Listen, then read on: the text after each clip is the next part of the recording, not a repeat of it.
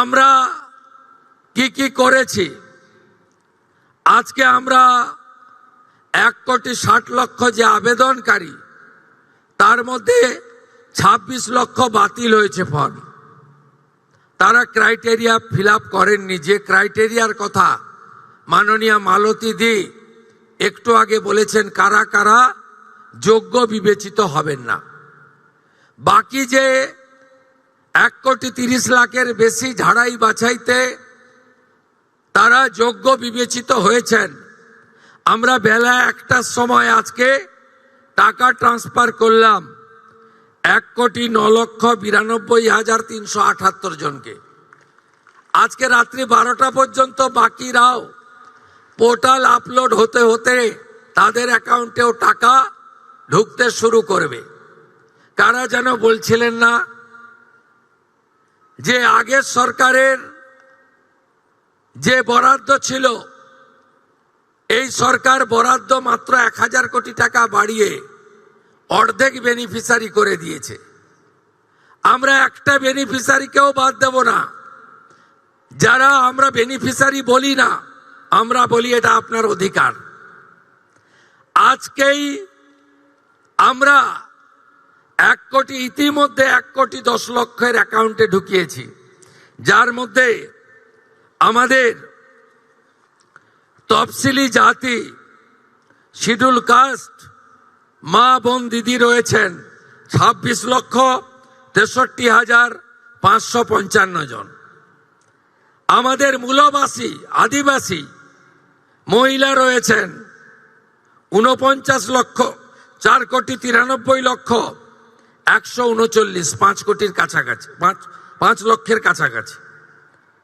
Beneficiary from hill, পাহাড়ি এলাকা, দার্জিলিং, কালিম্পং, কার্শিয়াং, ওখানকারও আমাদের নেপালি গোর্খা বোন এবং দিদি, তারা ইতিমধ্যে অ্যাকাউন্টে পেয়ে গেছেন 1,22,628 জন। আমরা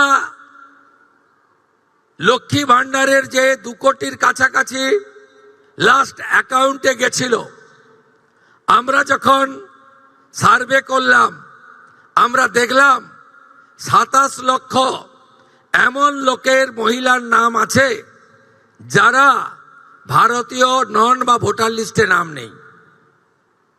এক্ষেত্রে কিভাবে মৃত ব্যক্তির নাম আছে, এখানে থাকে না এমন লোকের নাম আছে, 3 জায়গায় ভোটার লিস্টে নাম ছিল, 3 জায়গায় টাকা অ্যাকাউন্টে ঢুকছিল, এমন লোকের নাম আছে।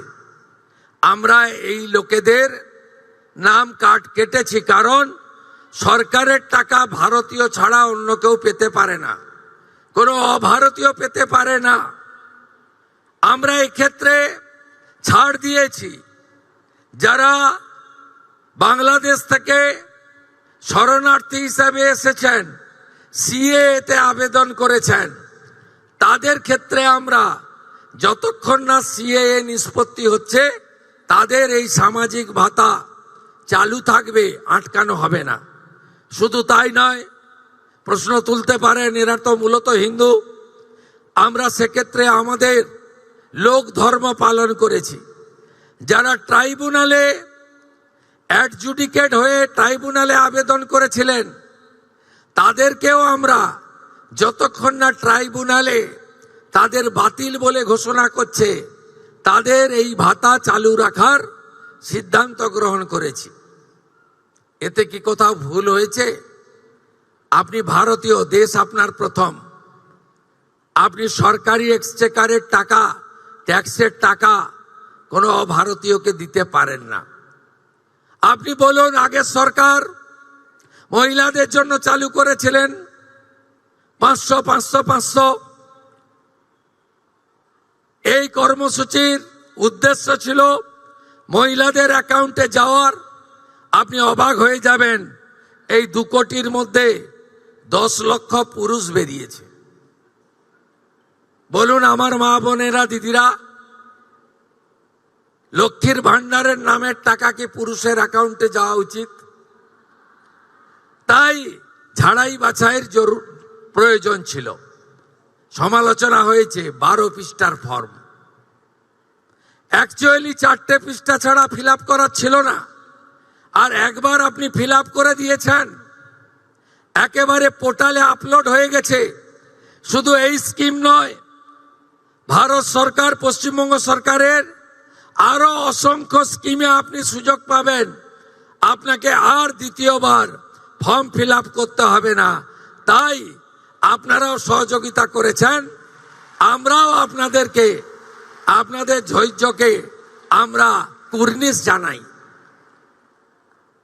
আমরা 4 দিন ব্যাপী যে জনকল্যাণ শিবির করেছিলাম, এই জনকল্যাণ শিবিরে 8,15,000 দিদি এবং বোন অন্নপূর্ণা যোজনায় নাম নথিভুক্ত করেছিলেন।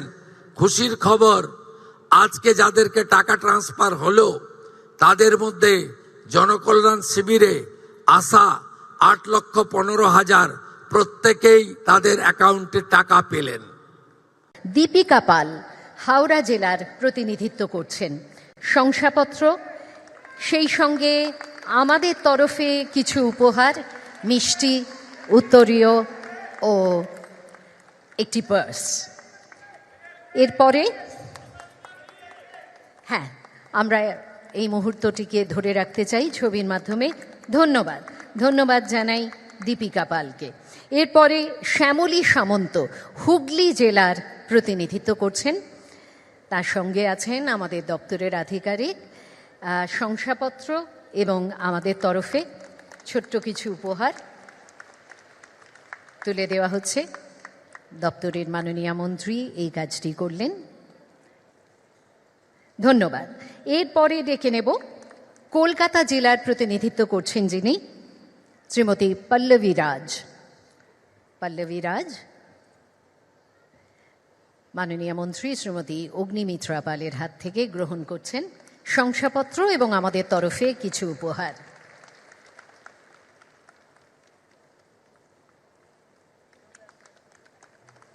এবারে উত্তর 24 পরগনা জেলার অর্পিতা প্রামাণিক।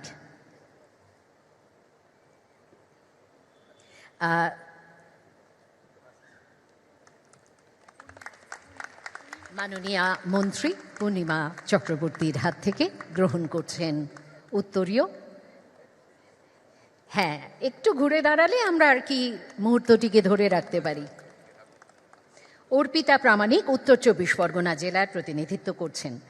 এবং পরিশেষে ডেকে নেব আমরা লাবণী নস্করকে, দক্ষিণ 24 পরগনা জেলার প্রতিনিধিত্ব করছেন লাবণী নস্কর। আমাদের মুখ্য সচিব শ্রী মনোজ আগরওয়ালজি